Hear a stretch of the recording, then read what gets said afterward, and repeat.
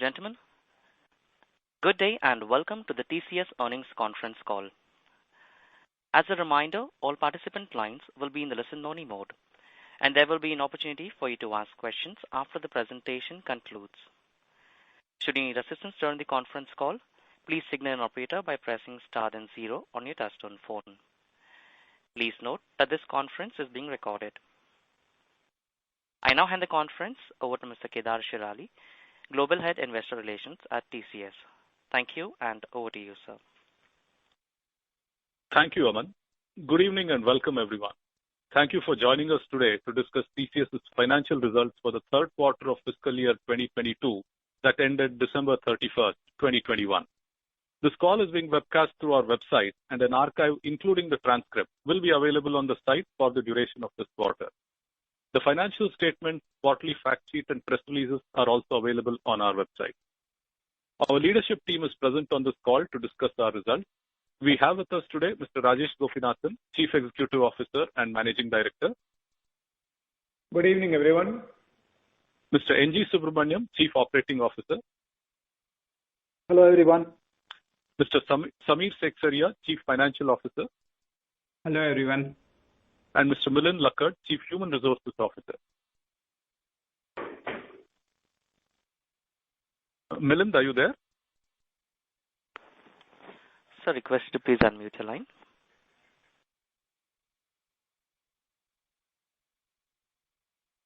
We'll come back to Milind. Our leadership team will give a brief overview of the company's performance, followed by a Q&A session. As you are aware, we don't provide specific revenue or earnings guidance, and anything said on this call which reflects our outlook for the future or which could be construed as a forward-looking statement must be reviewed in conjunction with the risks that the company faces. We have outlined these risks in the second slide of the quarterly fact sheet available on our website and which has been emailed out to those who have subscribed to our mailing list. With that, I'll turn the call over to Rajesh. Thank you, Kedar. And once again, welcome everyone and wishing you all a very happy new year. We had a very strong performance in a seasonally weak quarter. We grew 15.4% year-on-year in constant currency terms and 16.3% in rupee terms and 14.4% on US dollar terms. Our operating margin was at 25% and net margin was at 20%. The sustained growth over the last 6 quarters helped us cross an important milestone in our journey this quarter, hitting $25 billion revenue in the calendar year 2021. The 25-fold revenue growth over the last 19 years is a testimony to the strength of our business model and our ability to reinvent ourselves in an ever-evolving technology landscape to stay relevant to our customers while remaining focused on creating value for all our stakeholders. Another important milestone is that the number of women in our workforce crossed 200,000. Beyond that headline number, this is also an occasion to celebrate the progress we are making in creating a more diverse and inclusive workplace. As an outcome of various leadership development initiatives focused on women employees, the number of senior women executives in the organization has grown by 68% between 2016 and 2021. I'll now invite Samir, Milind, and NGS to go over different aspects of our performance during the quarter. I'll step in again later to provide some more color on the demand trends we're seeing. Over to you, Samir. Thank you, Rajesh. Let me first walk you through the headline numbers. In the third quarter of FY22, our revenues grew 15.4% year-on-year on constant currency basis. Reported revenue in INR was 488.85 billion rupees, which is a year-on-year growth of 16.3%. In USD terms, revenue was $6.524 billion, a year-on-year growth of 14.4%. Let me walk you through our financial performance in Q3. In earlier calls, I had spoken about how the industry-wide churn is having an inflationary headwind on the people cost. Our operating margin in Q3 was 25%, a sequential contraction of 60 basis points. In terms of headwinds, we had a 70 basis points impact from backfilling costs, targeted increments, and subcontractor expenses. There was a 60 basis points impact due to discretionary non-manpower expenses like travel, marketing, recruitment and training, and facility expenses going up. This was offset by operational efficiencies from pyramid balancing, improved utilization, and a slight uptick in realization. Currency also helped by 10 basis points. Net income margin was at 20% and our EPS grew 13.9% year on year. Our effective tax rate for the quarter was 25.7%. Our accounts receivable was at 67 DSO in dollar terms, same as Q2. Net cash from operations was at rupees 108.53 billion, which is 111% of net income. Free cash flows were at 99.43 billion, and invested funds at the end of December 31st stood at rupees 669.85 billion. The board has recommended an interim dividend of rupees 7 per share and also a buyback to the tune of rupees 18,000 crores for rupees 4,500 per share. This represents a shareholder payout of rupees 24,782 crores between the buybacks, dividends, and taxes, and adding to the 10,785 crores paid out year till date. Milind will now talk about our HR performance this quarter. Over to you, Milind. Thank you, Samir.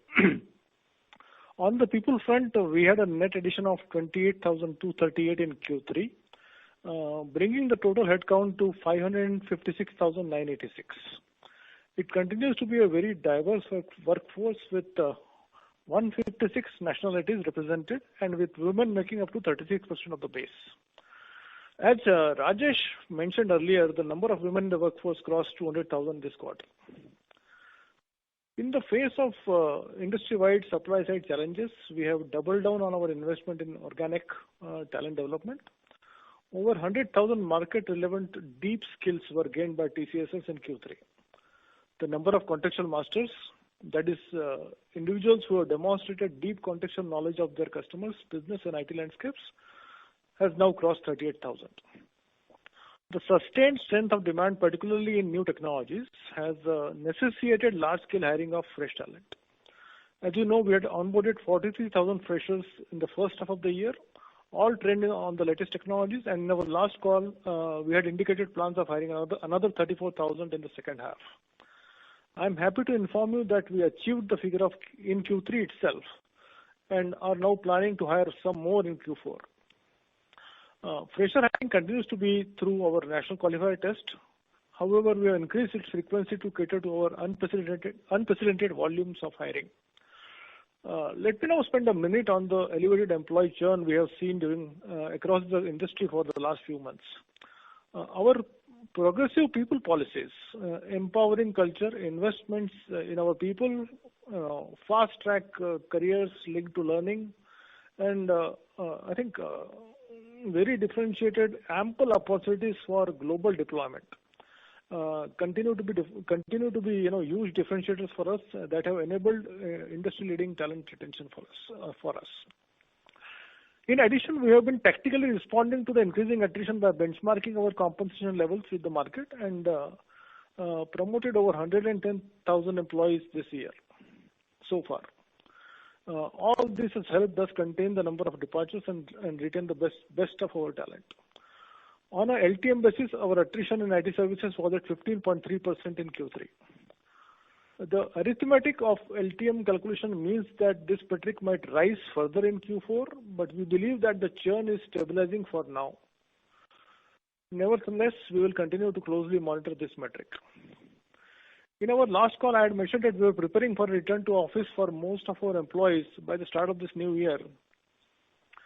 As you all know, because of the current situation, pandemic situations, we have temporarily put that plan on hold, and we will recalibrate our timelines. We will be closely monitoring the evolving situation on the ground across our different locations before announcing our new return to work plans. Now over to NGS for segmental commentary and demand drivers. Over to you, NGS. Thank you, Milind. At the outset, let me wish all of you a great start to the new year. Let me begin by providing the segmental performance details for the quarter. All growth numbers are in year-on-year constant currency terms. We saw strong double-digit growth across all our verticals. Growth was led by retail and CPG, which grew 20.4%. BFSI grew by 17.9%, and manufacturing grew by 18.3%. Other verticals also showed good growth. Technology and services 17.7%, life sciences and healthcare 16.3%, and communications and media 14.4%. Among major markets, growth was led by North America, which grew by about 18%, and continental Europe by 17.5%, while UK grew 12.7%. Among the emerging markets, growth was led by Latin America, which grew 21.1%, and India by 15.2%. Middle East and Africa 6.9%, and Asia Pacific grew by 4.3%. Our portfolio of products and platforms continued to show good growth. We had a fantastic quarter for the products and platform business. Ignio, our cognitive automation software, signed up 10 new customers and 5 went live. With a growing installed base and expanding channel network, demand for Ignio skills is very strong. The Digital Academy has trained over 10,000 professionals till date and has certified more than 3,500 professionals on Ignio. Ignio continues to transform operations across domains using artificial intelligence and automation to enhance resilience and delivery superior business outcomes. Here is one example.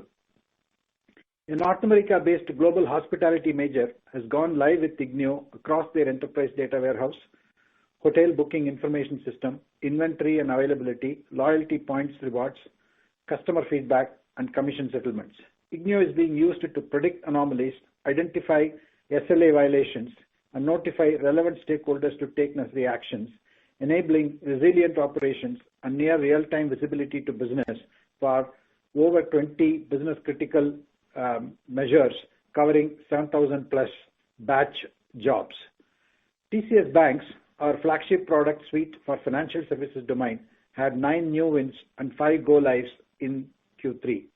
TCS Banks has been selected by a leading global financial services player in North America to transform their asset servicing operations, spanning 65 direct custody and clearing markets and 100 plus global custody markets. This is a landmark, one-of-a-kind global rollout, unmatched in scale and spread, further affirming the market-leading position of TCS Banks in this particular domain. Quartz blockchain platform had 3 new wins in Q3. It's being leveraged across a variety of use cases: mobile payments, issuance of bank guarantees, solar energy tracking, interbank borrowing, and so on. An American multinational big tech company has made big inroads into India with their online payment and digital wallet app, has selected Quartz blockchain for handling the compliance and anti-money laundering operations. The firm will also use Quartz compliance for transaction monitoring and workflow management. TCS Hubs suite of products for communication services had 2 go-lives in Q3. In another milestone, Hubs has been adopted for its new age subscription management capabilities in a completely different industry by a state-owned electrical utility in India. This distribution company intends to use it to enhance the overall quality of service and customer experience. TwinX, our AI-based digital twin solution, had 4 wins and 3 go-lives in Q3. Interestingly, the new wins address different use cases across different verticals. A steel manufacturer using it to model their shop floor safety. A publisher plans to use it to run simulations to help decide what marketing campaigns will deliver the most return on investment and therefore deserve to be funded.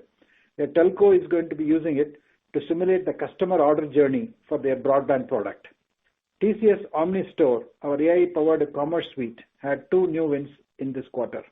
TCS AD, advanced drug development platform, is now live at Amgen, one of the world's leading biotechnology companies.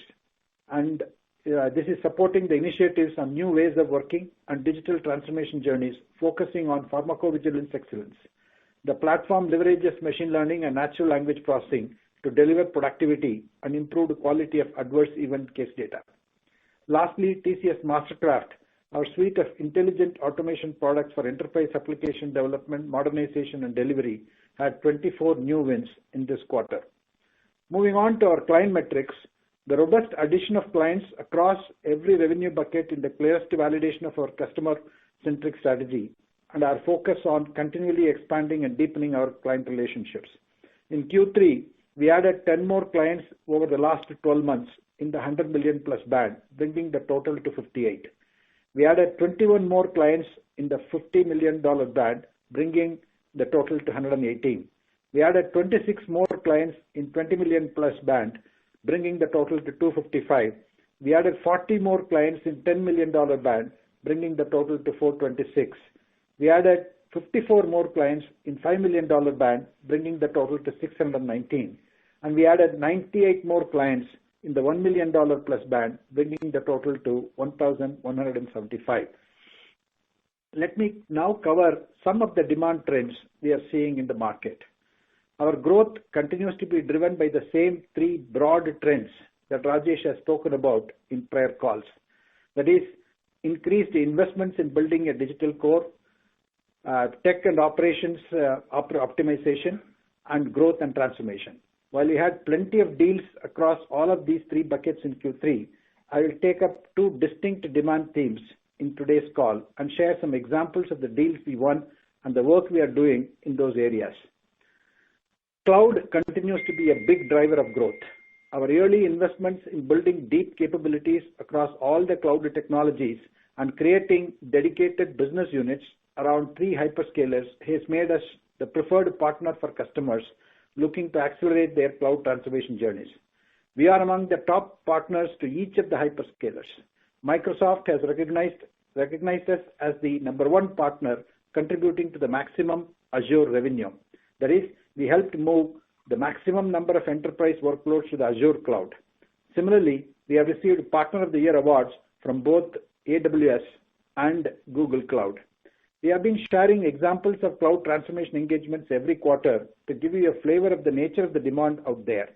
Once again, this quarter, we had several new wins around Horizon 1 initiatives, such as infrastructure modernization or building of a new digital core for enhanced business agility. TCS helped a leading European retailer migrate their ERP to a hyperscaler cloud. We evaluated several cloud platforms and designed the best fit solution, leveraging our contextual knowledge of their business processes. The solution has been implemented initially for one country and will eventually be rolled out to other markets. From the first go live, the customer is already seeing improved agility, accelerated financial processes, advanced pricing, and operational efficiency through real-time supply chain insights. TCS is helping a large specialty retailer in ANZ transform a complex ERP estate of more than 50 different ERP systems and complex business processes to consolidate them onto a hyperscaler platform to implement enterprise-grade, cloud-capable, mission-critical workloads on the cloud.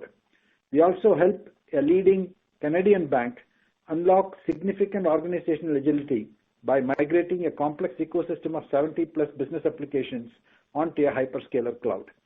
In addition, we deployed a new cloud-based call center solution with IVR and phone payment capabilities, drastically improving call center response time and customer experience. What we have observed is that the movement to the cloud is also triggering tremendous innovation within the enterprise, with teams exploring the art of possible using the native capabilities of the cloud to try out new ways of working or new business models, build new capabilities into existing products, or offer new services to customers. We call these Horizon 2 initiatives. We helped Maersk, the world's leading ocean carrier, build an industry-first cloud-based solution to remotely monitor the ambient conditions of refrigerated containers or reefers, which are used to ship temperature-sensitive cargo like fruit, vegetables, meat, pharmaceuticals, and so on. The traditional manual approach was inefficient and resulted in spoilage of the cargo. The cloud-based IoT solution that TCS helped build uses real-time data from reefers to enable quick decision-making on conditions and gives visibility of the ambient conditions to the end customers, that is the shippers.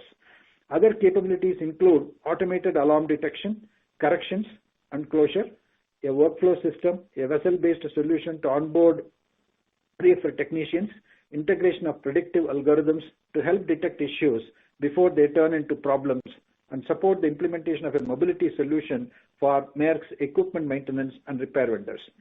The solution monitors a fleet of over 385,000 reefers and provides monitoring capabilities for over 450 vessels.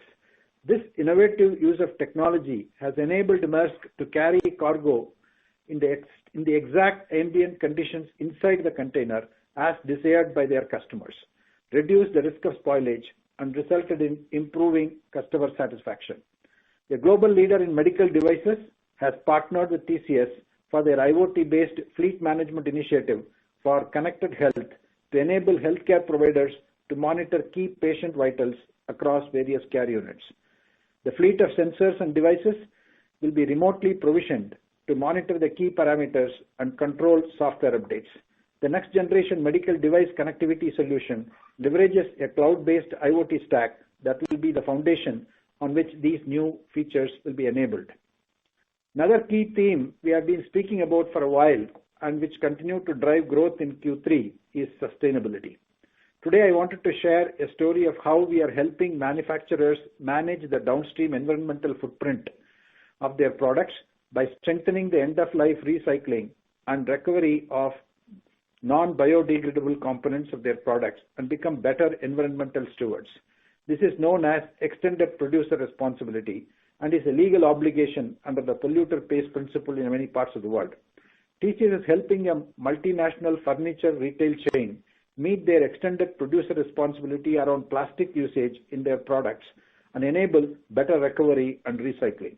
TCS solution leverages advanced PLM and CAD to help the chain move away from guesstimation and accurately calculate the plastic usage in each of their products using product 3D models.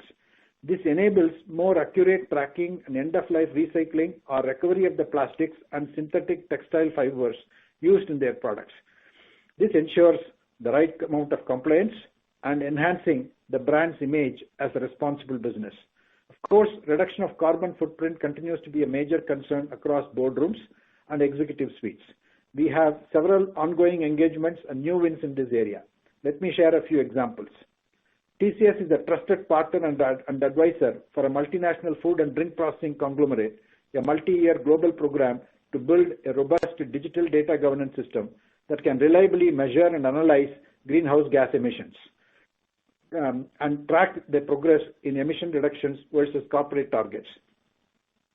TCS' consulting-led approach started with the use of its data maturity framework for storing and selecting the right emission factors based on a variety of input drivers.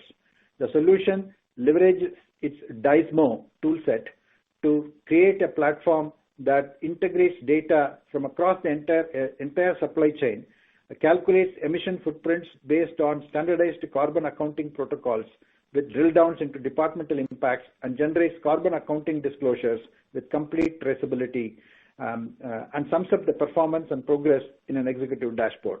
Beyond just tracking the carbon footprint, TCS teams used their manufacturing process knowledge to analyze the data and recommend alternates for reducing emissions.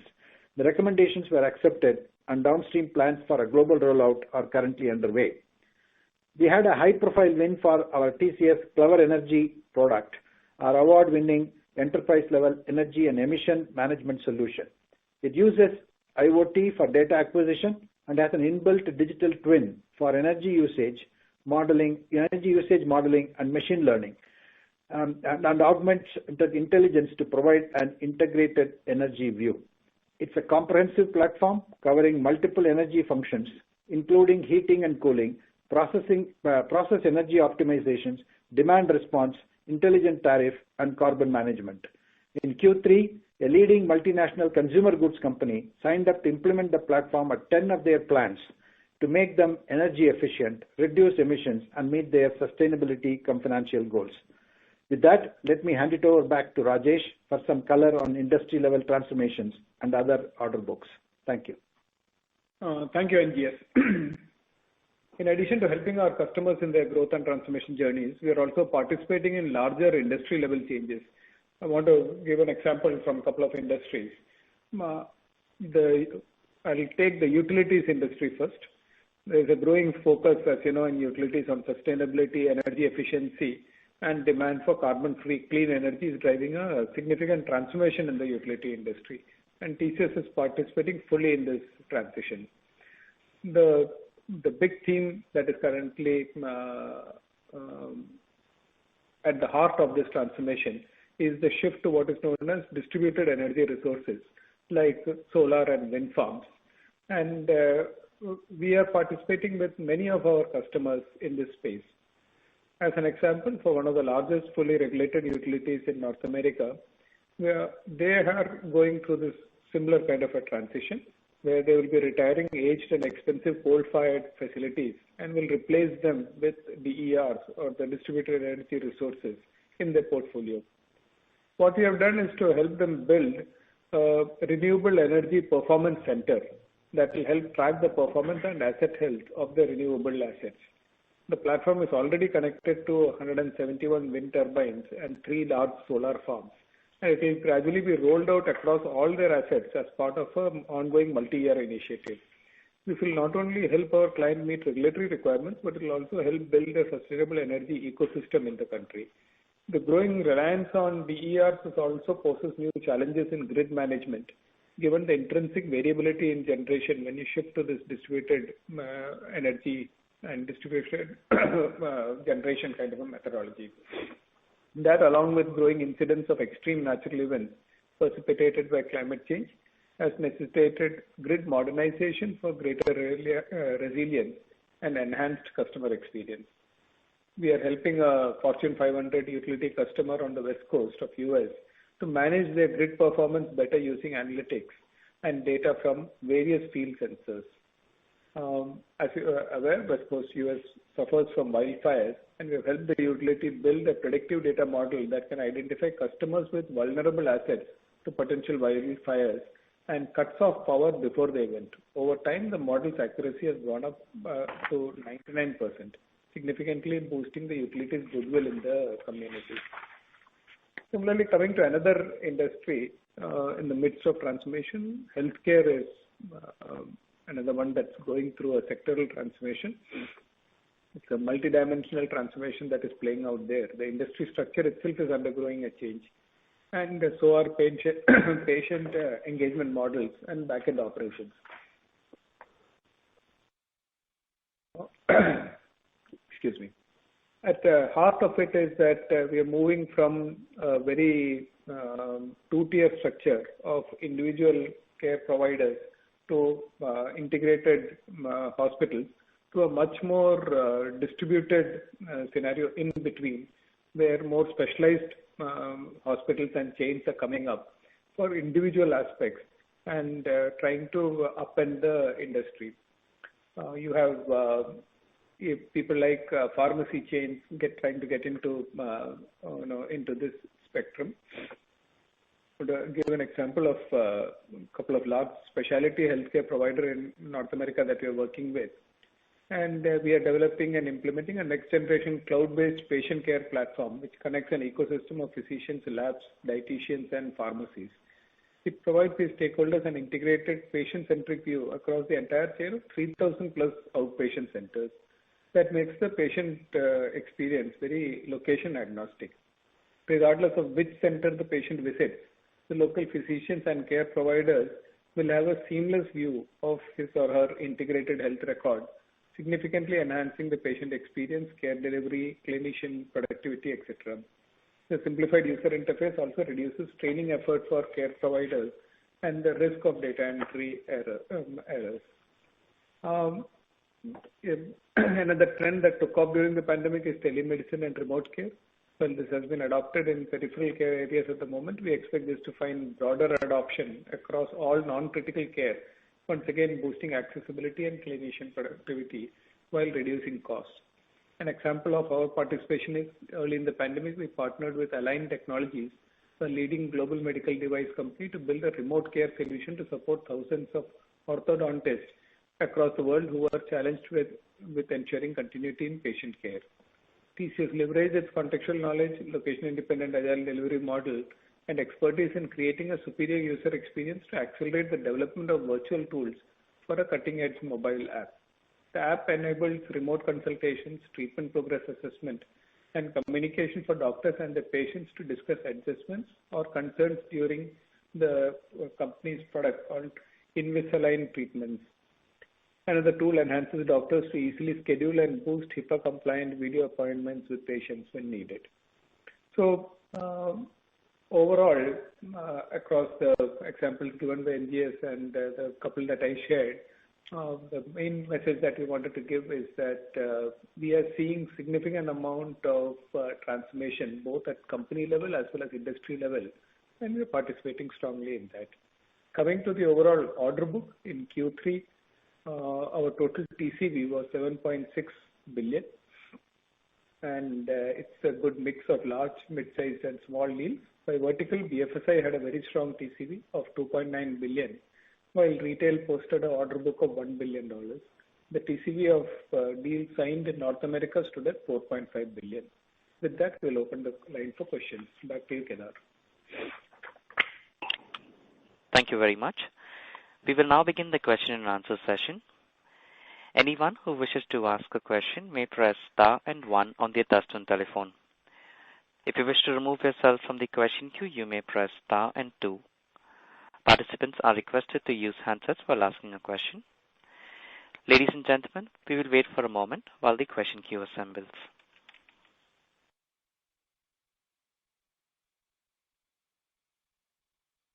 First question is from the line of Sandeep Agarwal from Edelweiss. Please go ahead. Yeah, hi, good evening. Thanks for taking my question. Wish everyone a happy new year and very good set of numbers, very good execution. So, Rajesh, I have one simple question on the demand environment. We are continuing to see a very robust demand on the non-traditional piece side, particularly on the digital side and cloud adoption side. What is your sense that what will be the second portion of this growth once this cloud adoption and transformation journey starts and reaches to some extent? Then will this hyperscalers start adding capabilities on their offering additional add-ons? Will that contribute more revenue, or you think the transition towards cloud and adoption of cloud will be a big revenue driver for the next 2-3 years, and then probably that option value will emerge?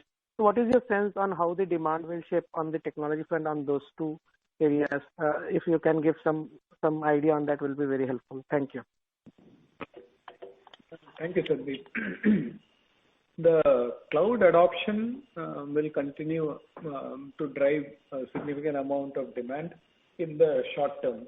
We call this Horizon 1, which essentially involves moving workloads onto the cloud and using the infrastructure as a service as the primary value proposition there. And that, as you have pointed out, is a time-bound phenomenon, because once majority of the workloads are moved, the demand for that will taper off. But what we are really excited about on the cloud is what opens up on Horizon 2 and Horizon 3. NGS had laid out a couple of examples that we had seen in the shipping industry and in medical devices kind of industry.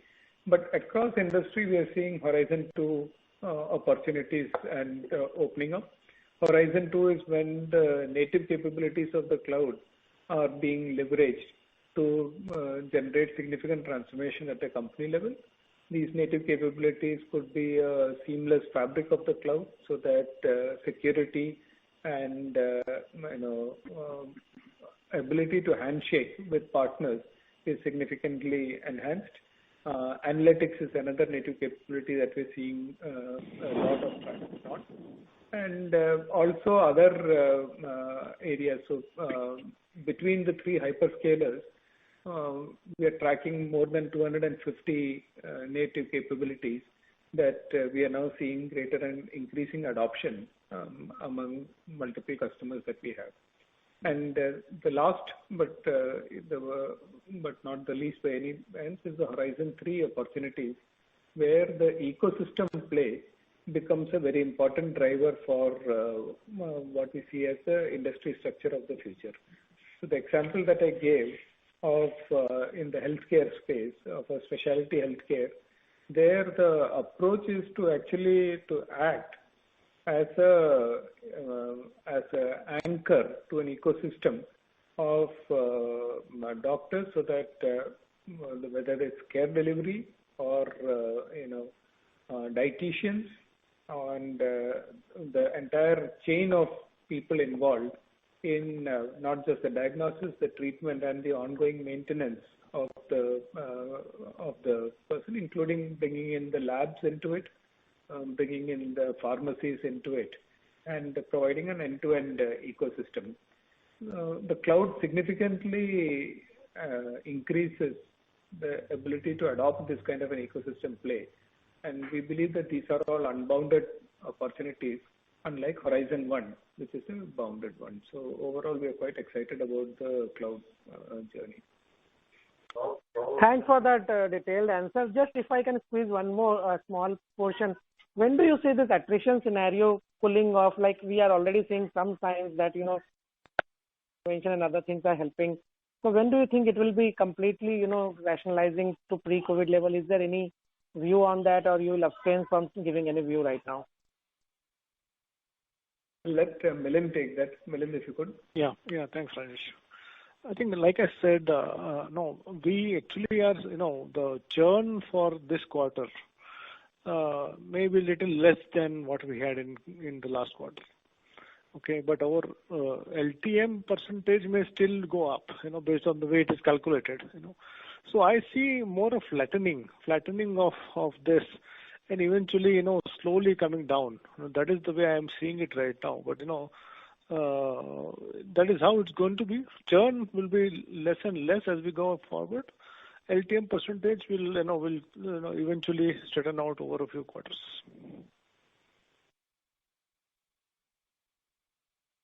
Yeah. Thanks a lot, and best of luck for the current quarter. Thank you. Thank you. The next question is from the line of Divya Nagarajan from UBS. Please go ahead. Thanks for taking my question, and congrats on the strong quarter. Just a couple of things from my side. Firstly, I'm trying to understand your margins. I think we do continue to see, while I do appreciate that attrition has gone up in line with the sector, it still seems to be pretty much in line at very best, if not the headline numbers actually look lower. So I'm trying to understand why then you're not seeing the kind of margin performance that you should normally see in a quarter like this. That's my first question. I'll take that question, Divya. So, as we said, on our margins, we had headwinds from the supply side churn, as you called out, linked to the backfilling cost, retention increments, and our subcontractor costs going up. This is a one-off from our usual trend. Also, from a historical savings perspective, there has been the 60 basis points impact on the discretionary non-manpower expenses going up. Like we had called out at the beginning of the year itself, that we would expect, as normalcy continues, we would expect this cost to come up. Offsetting this were the operational efficiencies, which we either ways have it during the period. So, but specifically so, with the increased trainee hiring, we had a pyramid balancing coming up, and also we were able to improve our utilization and had a slight uptick in realization. So that's the maths around it, Divya. Okay. My second question is on pricing. I think this is something that I've been checking with your peers as well. Do you expect that the demand kind of being another lease of life and supply constraints kind of continuing, you should be able to push through some price increases in the next few quarters? Yeah, we are seeing a slight uptick in pricing in the current quarter, and I think we should be able to get some of it, but it will be balanced by the fact that in long-term existing customer relationships, we would need to be more nuanced about it. But overall, there is definitely an expectation of a rising pricing environment. Got it. Thanks for taking my questions, and I'll come to follow up with this. Thank you. Thank you. The next question is from the line of Sandeep Shah from Equirus Securities. Please go ahead. Yeah, thanks for the opportunity. Just the question in terms of entering into CY22 for the industry as a whole rather than TCS. Do you believe industry may see some moderation in a pent-up demand, or you believe no, the demand pipeline, the IT spend, transformational need, and the urgency of the client is well enough to compensate any tapering of the pent-up demand which we may have seen in CY21? NGS, could you take that? Yeah. As I see, Sandeep, we called out that we are seeing a multi-year cycle of investments sometime back, and everything that we are seeing from a demand perspective is in line with that. I think our interactions with clients during the last quarter end also indicates that there is no reduction in budgets. Some of them have increased budgets. They would like to keep investing in specific initiatives across safety, resilience, and growth, along with innovation. Right. So from that perspective, at least for the foreseeable future, right, we believe that the demand environment will continue to be there. And but I think the industry per se has been on an accelerated hiring. Number one. Number two is that the demand for such skill sets is increasing. For sure, right? So from what I would say is that the demand will continue for at least the next 2-3 quarters, and barring any unforeseen events in the world, the trend is likely to continue. Okay. And just a follow-up question, which is a bookkeeping. We have 2 large deals in the BFSI, which may have a contractual ramp downs, which may be coming in the fourth quarter. So is it fair to say fourth quarter may be seasonally softer than the earlier years, or we believe there are enough number of new deals which will mitigate the same as a whole? And just on margins, whether most of the supply side intervention which we consciously took in Q3 are largely over or may continue in the next 4Q or 1Q as well?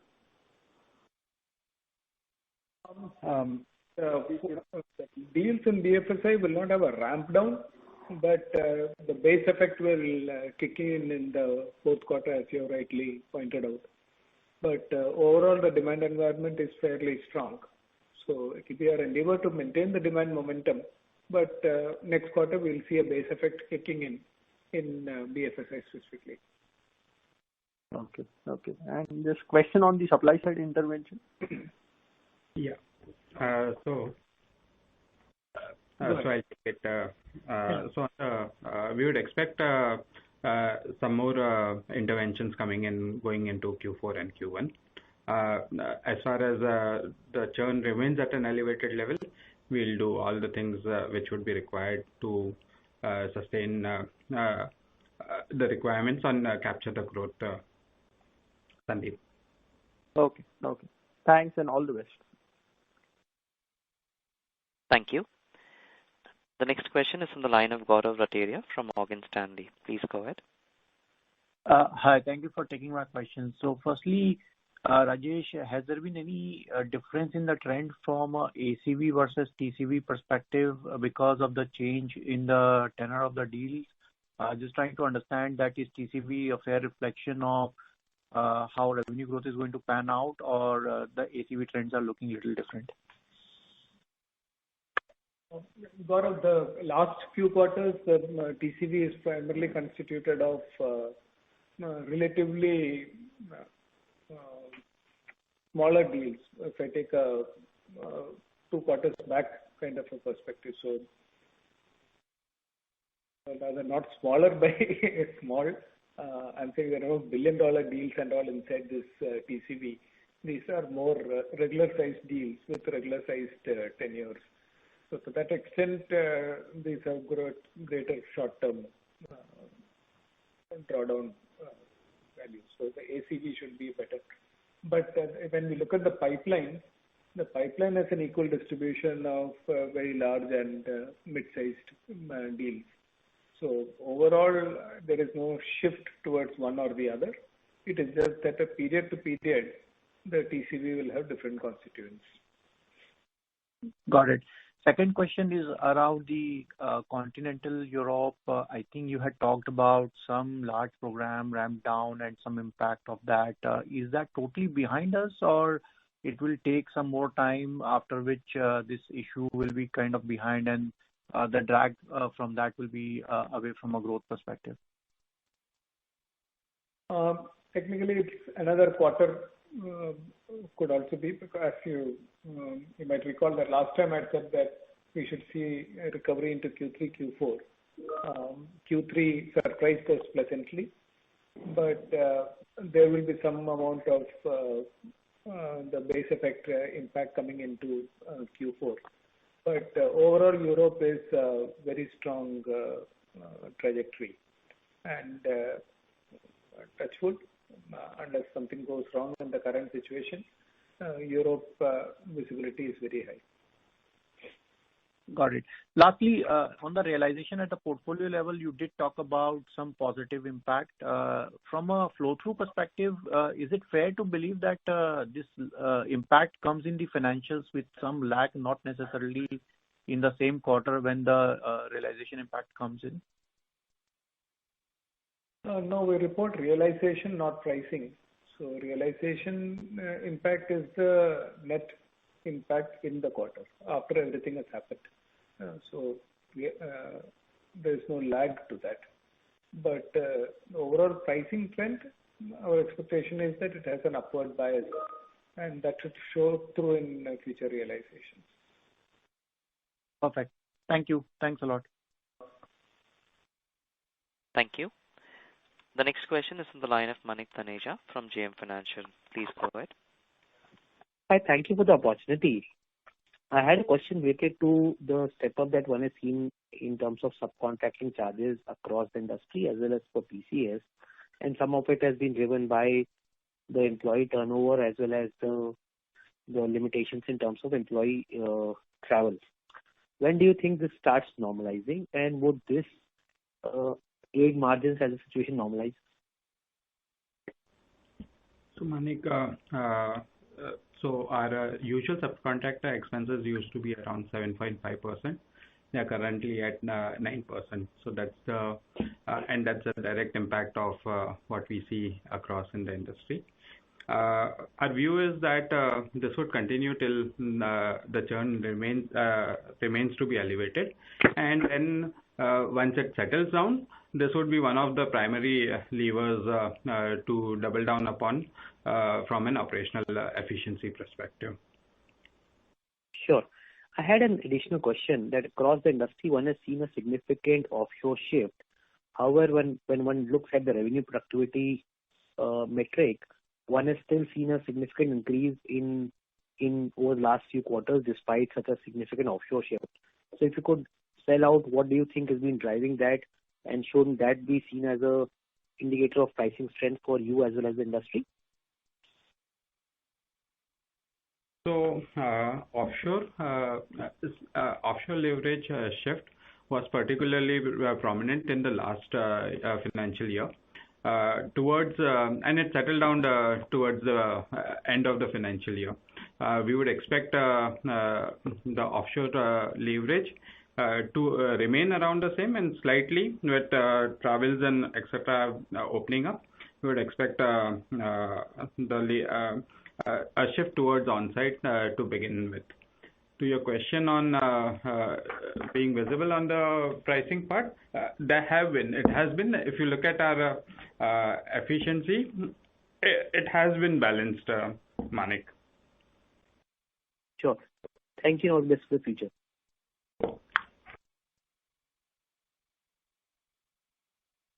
Thank you.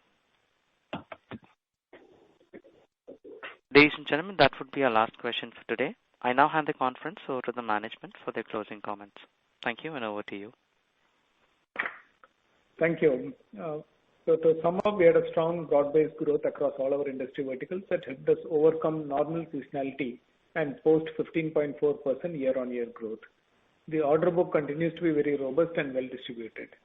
Our strong customer focus and continual expansion and deepening of client relationships showed up yet again in a very strong client metrics with strong additions across all revenue buckets. Our margins continue to be industry leading. We have responded to the strong demand by hiring large numbers of fresh engineers. In addition to the 43,000 freshers we onboarded in H1, we brought in another 34,000 in Q3 and plan to bring on board some more in the fourth quarter. We have also taken tactical measures to retain our best talent, including instituting promotions for over 110,000 employees this year. Our attritions went up this quarter, but continues to be the lowest in the industry.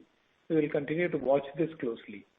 Lastly, the board announcement of a buyback as well as a dividend is a reiteration of our shareholder-friendly policy of returning cash to shareholders. Thank you all for joining us for this call today. Enjoy the rest of your evening and or day, and do stay safe. Thank you. Thank you, members of the management. Ladies and gentlemen, on behalf of TCS, that concludes this conference call. Thank you all for joining us, and you may now disconnect your lines.